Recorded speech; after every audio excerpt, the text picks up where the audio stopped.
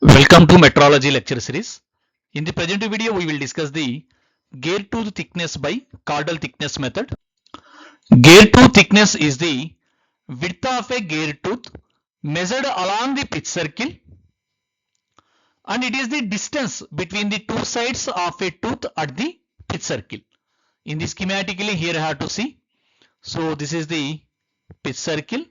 Then gear tooth thickness is the distance between the two sides of a tooth at the pitch circle. Actually, gear tooth thickness is measured along an arc, but it is very difficult to measure directly. So we measured it at the pitch circle, and this is called as the pitch line thickness. In most of the cases, instead of measuring the arc, we measured the chordal thickness. So actually this arc we are calling as the gear tooth thickness. But measuring this arc is very difficult. So we are measuring at the chordal thickness.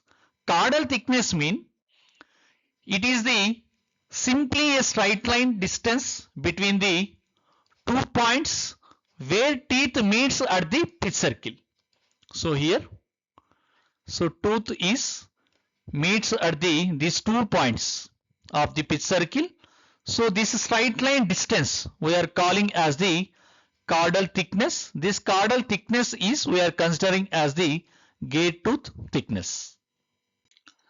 There are various methods are there to measure gear tooth thickness. First one is the chordal thickness method, and in this method gear tooth thickness is measured using a gear tooth vernier caliper. Second one is the constant chord method. In this method, thickness is measured at a fixed depth. Third one is the base tangent method. In this method, measurement is taken across several teeth. Fourth method is the measurement over pins. In this method, pins or balls are placed between teeth and measured. First, we will discuss the chordal thickness method. In this method, we use a gear tooth vernier caliper to measure the thickness of a gear tooth at the pitch line. So this is the schematic representation of the gear tooth vernier caliper. The gear tooth vernier caliper is consisting of the two perpendicular vernier arms with vernier scale on each arm. So in the schematic you have to see. So gear tooth vernier caliper is consisting of the horizontal vernier scale. Another one is the vertical vernier scale. In general, horizontal vernier scale is measure the tooth thickness, that is we are calling as the chordal thickness, and vertical vernier scale is measure the depth, that is we are calling as the chordal addendum. And also it is consisting of the jaws or contacts which has the touch the sides of the gear tooth. So this is the jaws which has the touch the sides of the gear tooth. So here vertical vernier scale is used to the depth and horizontal vernier scale is used to measure the thickness. So let's see the construction and main parts of the gear tooth vernier caliper. So first part is the main body or the frame. So it is the rigid base of the instrument which holds all other parts together. Second part is the horizontal vernier scale. So in general, horizontal vernier scale is used to measure the tooth thickness. It has the main scale as well as the vernier scale. And next one is the vertical vernier scale. It is the perpendicular to the horizontal vernier scale, and it is used to measure the depth from the top of the gear tooth. And next fourth part is the measuring jaws. So here in the picture you have to observe there are the two horizontal jaws which has the contact the side of the gear tooth. So here, so these are the two horizontal jaws which are the contact the sides of the gear tooth, and these are positioned at the pitch line to measure the thickness. So here I have to observe these jaws are positioned at the pitch line to measure the thickness. And next part is the depth measuring blade. So in this schematic you have to observe. So depth measuring scale. So it has to be moves up and down. So this depth measuring blade is there. So that is the vertical scale. It has to be moves up and down, and it has to be touch the top of the gear tooth to measure the depth. So in the schematic you have to observe. It is the touch the gear tooth to measure the depth. And another part are the adjusting screws or maybe the lock screws.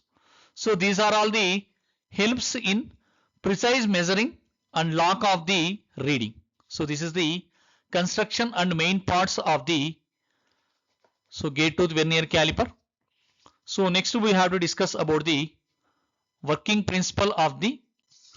So let's see the procedure of the to measure the chordal thickness by using the gear tooth vernier caliper. The caliper is adjusted so that it rests on the top of the gear tooth being check.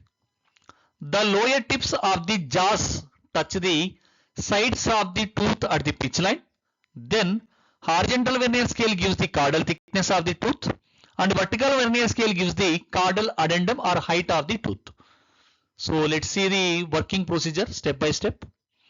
So first you have to setting the depth by using the vertical scale. So in this regard, first you have to adjust the vertical vernier scale. So first you have to adjust this vertical vernier scale. Set it to the addendum height. This ensure the measurement is taken exactly at the pitch line. So next step is positioning the caliper. After that we have to place the caliper over the gear tooth. Then horizontal jaws should touch the both side of the tooth. Then depth blade rest on the top of the gear tooth. So here a depth blade should have to rest on the top of the gear tooth, and horizontal jaws should have to touch the both sides of the tooth at the pitch line. So next step is measuring the tooth thickness. So in this position we have to slide the horizontal jaws until they touch the sides of the tooth at the pitch line. Then we have to read the value on the horizontal vernier scale. This gives the chordal thickness of the gear tooth. So similarly we have to measure the tooth depth. The vertical scale reading gives the chordal addendum. This confirms that the measurement is taken at the corner height. So after that one, finally have to measured values are compared with the theoretical values or calculated values to check the accuracy of the gear. Let's see the calculations of the theoretical values of chordal thickness W and chordal addendum or tooth height small d. Considering one gear tooth, the theoretical values of W and small d can be found out. In the figure, W is a chord ADB, but tooth thickness is specified as an arc distance AEB.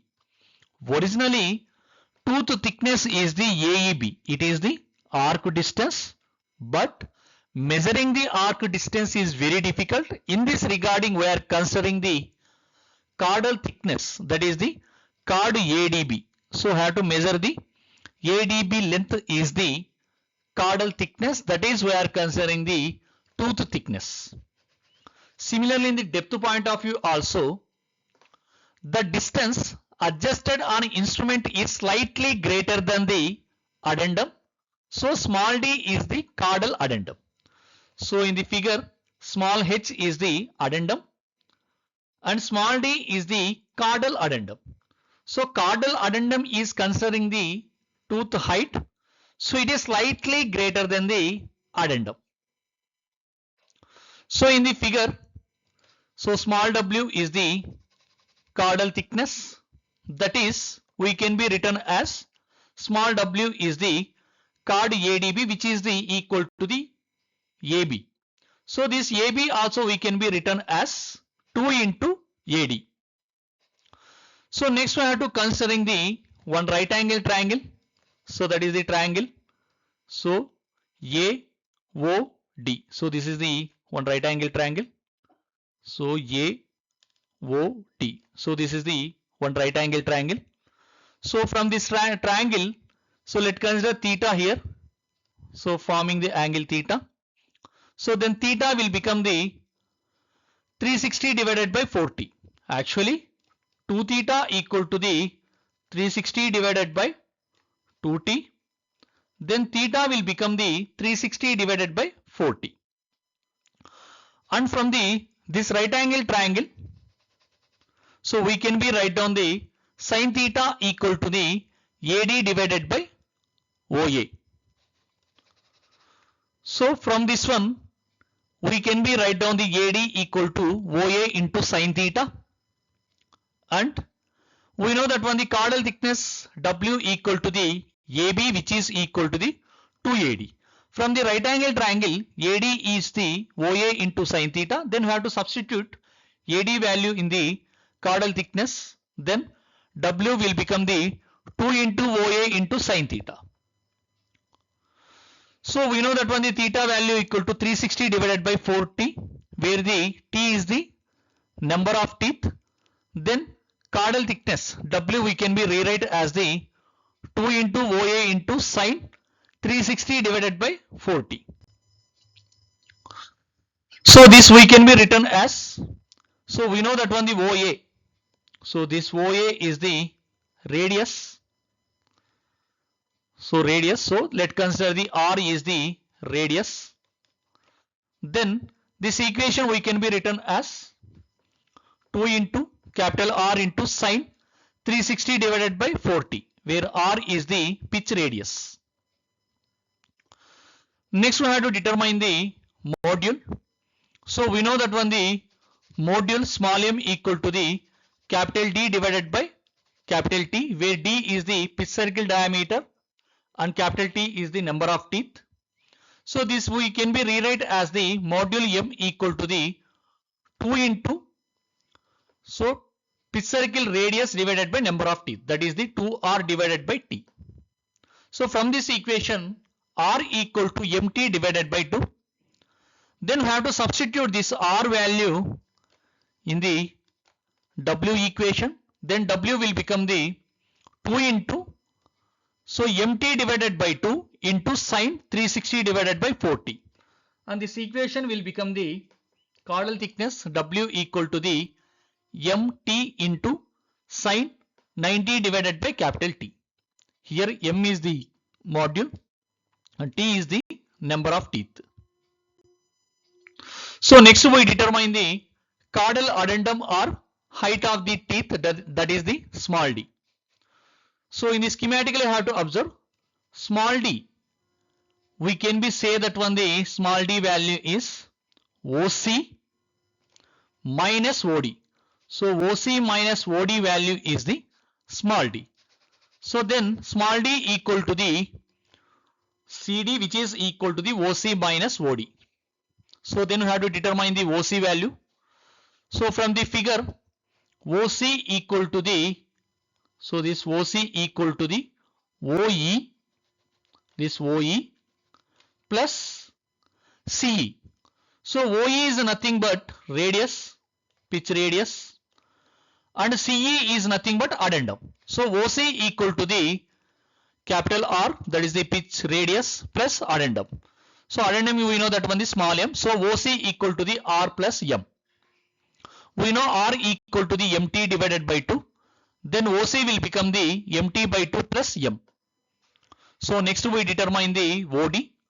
For this one I have to considering the right angle triangle AOD. Once again I have to considering the right angle triangle AOD. So from the right angle triangle, cos theta will become the OD divided by OA. Then OD equal to the OA into cos theta. Once again OA is nothing but this is the capital R. And also we know the theta value also we know. So then this we can be rewrite as OD equal to the R cos theta, and R value we know MT by 2, and theta value we know 360 divided by 40, and substitute, then OD will become the MT by 2 into cos 360 divided by 40. So then, small d equal to the OC minus OD. We know OC equal to the MT by 2 plus M, and OD is the MT by 2 into cos 360 divided by 40. So which is, and this is nothing but, so 90 by capital T. Then substitute OC and OD in the small d equation. Then small d equal to the MT by 2 plus M minus MT by 2 cos 90 divided by capital T. Then this equation we can be rewrite as MT by 2 is taken as the common. Then small d equal to the MT by 2 into, from this one here it will become the 1 plus, here it will become the 2 by T, minus here it will become the 1 into cos of 90 by T. Then small d equal to MT by 2 into 1 plus 2 by T minus of cos 90 divided by capital T. And this equation we can be rewrite as small d equal to the M plus MT by 2 into 1 minus cos of 90 divided by capital T. So we have to remember these two equations to solve the problems regarding the gate tooth vernier calipers. That is the first one. Chordal thickness W equal to the M capital T sin 90 divided by capital T. Small m is the module, capital T is the number of teeth. Similarly, one more formula for the chordal addendum or height of the gate tooth, that is small d equal to the M plus M capital T divided by 2 into 1 minus of cos 90 by T. So this is the chordal thickness method to measure the gate tooth thickness, and thank you.